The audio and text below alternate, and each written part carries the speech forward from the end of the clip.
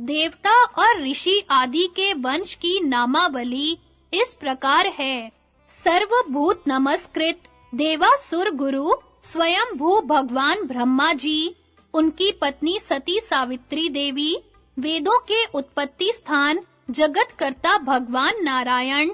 तीन नेत्रों वाले उमापति महादेव, देव सेनापति स्कंद, विशाख, अग्नि, वायु, चंद्रमा, सूर्य, शचीपति इंद्र, यमराज और उनकी पत्नी धूमोरणा, अपनी पत्नी गौरी के साथ वरुण, रिद्धि सहित कुबेर, सौम्य स्वभाव वाली सुरभि गौ, महर्षि विश्रवा, संकल्प, सागर, गंगा आदि नदियां, मरुदगण, तपः सिद्ध वालखिल्य ऋषि, श्री कृष्ण द्वैपायन व्यास, नारद, पर्वत, विश्वावसु, हाहा, हुहु, तुम्बुरु, चित्रसेन, देवदूत, सौभाग्यशालिनी देव कन्याएं, उर्वशी, मेनका, रंभा, मिश्रकेशी, अलंबुषा, विश्ववाची, घृताची, पंचचूड़ा और तिलोत्तमा आदि दिव्य अप्सराएं, 12 आदित्य, 8 वसु, 11 रुद्र, अश्विनी कुमार, पितृ, धर्म, शास्त्र ज्ञान, तपस्या, दीक्षा, व्यवसाय, पितामह, रात, दिन, मरीचि नंदन कश्यप, शुक्र, बृहस्पति, मंगल, बुध, राहु, शनैश्चर, नक्षत्र, ऋतु, मास, पक्ष, संवत्सर, विंता के पुत्र गरुड़, समुद्र, कद्रु के पुत्र सर्पगण, शतद्रु, विपाशा, चंद्रभागा, सरस्वती सिंधु देविका, प्रभास, पुष्कर, गंगा, महानदी, वेणा, कावेरी, नर्मदा, कुलंपुना, विशल्या, करतोया, अंबुवाहिनी, सरयू, गंडकी, महानद शोणभद्र,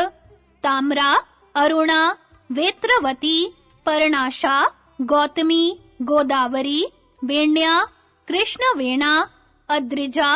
दृष्टवती, चक्षु, मंदाकिनी, प्रयाग, नैमिषारण्य, विश्वेश्वर का स्थान, विमल सरोवर, स्वच्छ सलिल से युक्त पुण्य तीर्थ, कुरुक्षेत्र, उत्तम समुद्र, तपस्या, दान, जम्बू मार्ग, हिरण्वती, वितस्ता, प्लक्षवती, वेद स्मृति, वेदवती, मालवा, अश्ववती, पवित्र भूभाग, गंगाद्वार, ऋषिकुल्या, समुद्रगामिनी पवित्र नदियां, चर्मणवती, कौशिकी, यमुना, भीमरथी, बाहुदा, महेंद्रवाणी, त्रिदिवा, नीलिका, नंदा, अपर नंदा, तीर्थभूत महान रित, गया, फल्गु तीर्थ, देवताओं से युक्त धर्मारण्य, पवित्र देव नदी, तीनों लोकों में विख्यात, पवित्र एवं पापनाशक ब्रह्म निर्मित सरोवर, दिव्य औषधियों से युक्त हिमवान पर्वत, नाना प्रकार के धातुओं, तीर्थों और औषधों से सुशोभित विंध्यगिरि, मेरु, महेंद्र, मलय, चांदी की खानों से युक्त श्वेतगिरि, श्रृंगवान, मंदर, नील, निषद, दुर्धर, चित्रकूट, अचनाप, गंधमादन, सोमगिरि तथा अन्य पर्वत, दिशा, विदिशा, भूमि, वृक्ष, विश्वेदेव, आकाश, नक्षत्र और ग्रहगण, ये सदा हमारी रक्षा करें तथा जिनके नाम लिए गए हैं और जिनके नहीं लिए गए हैं, वे संपूर्ण देवता हम लोगों की रक्षा करते हैं। जो मनुष्य उपर्युक्त देवता आदि का कीर्तन, स्तवन और अभिनंदन करता है, वह सब पापों से छूट जाता है। देवताओं के अनंतर समस्त पापों से मुक्त करने वाले तपः सिद्ध ब्रह्म ऋषियों के नाम बतलाता हूँ।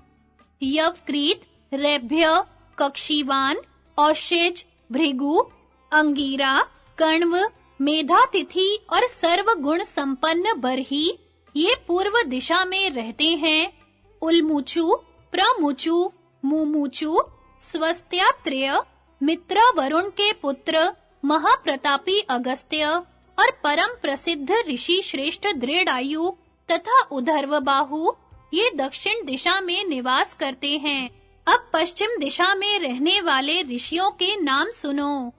अपने सहोदर भाइयों सहित उशंगु शक्तिशाली परिव्याध, दीर्घतमा, गौतम, काश्यप, एकत, द्वित, त्रित, महर्षि दुर्वासा और सारस्वत, इसी प्रकार अत्रि, वशिष्ठ, शक्ति, पराशर नंदन व्यास, विश्वामित्र, भरद्वाज, जमदग्नि, परशुराम, उद्दालक पुत्र श्वेत केतु, कोहल, विपुल, देवल, देव शर्मा, धौम्य, हस्ती काश्यप, लोमश, नाचिकेत, लोमहर्षण, उग्र श्रवा और भृगु नंदन चैवन ये उत्तर दिशा में निवास करते हैं। ये देवता और ऋषियों का मुख्य समुदाय अपने नाम का कीर्तन करने पर मनुष्यों को सब पाप से मुक्त करता है।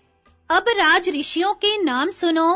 राजा नृग, ययाति, नहुष, यदु, शक्तिशाली पुरु, धुंधुमार, दिलीप, प्रतापी सगर, कृशाशव, यौवनाशव, चित्राशव, सत्यवान, दुष्यंत, महायशस्वी चक्रवर्ती राजा भरत, पवन, जनक, दृष्टरथ, नरश्रेष्ठ रघु, दशरथ, राक्षस हंता वीरवर राम, शशबिंदु, भगीरथ, हरीशचंद्र, मरुत, दृढ़रथ, महोदर्य, अलर्क,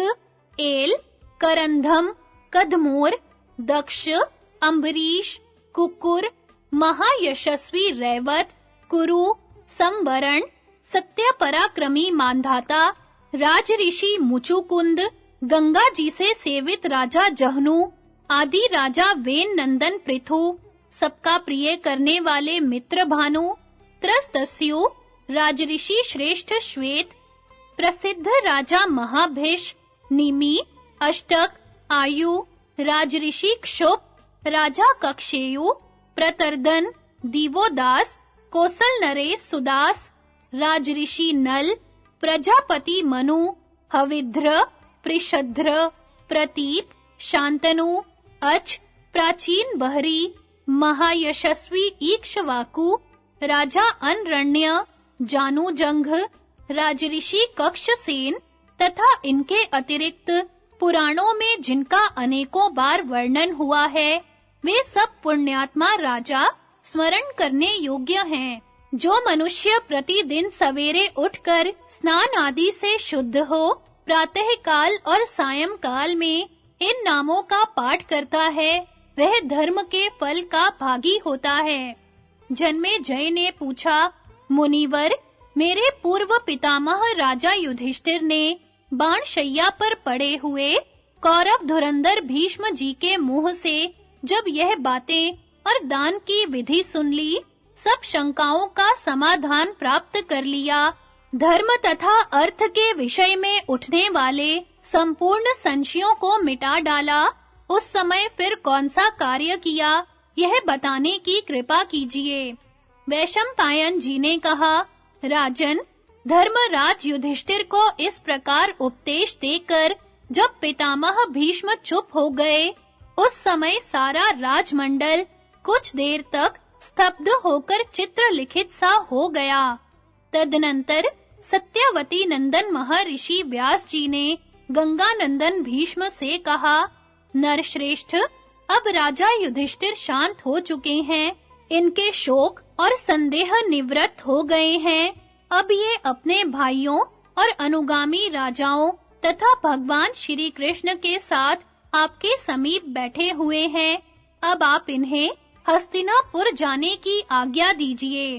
भीष्म जी ने कहा, राजन, अब तुम हस्तिनापुर को जाओ और अपनी मन की चिंता को दूर कर दो। राजा ययाति की भांति श्रद्धा और दम के गुण से संपन्न होकर क्षत्रिय धर्म का पालन करते हुए देवताओं का पूजन और पितरों का तर्पण करो। बहुत सा अन्न खर्च करके पर्याप्त दक्षिणा देकर नाना प्रकार के यज्ञों का अनुष्ठान करते रहो। ऐसा करने से तुम्हारा कल्याण होगा। अब तुम्हें अपनी मानसिक चिंता त्याग देनी चाहिए।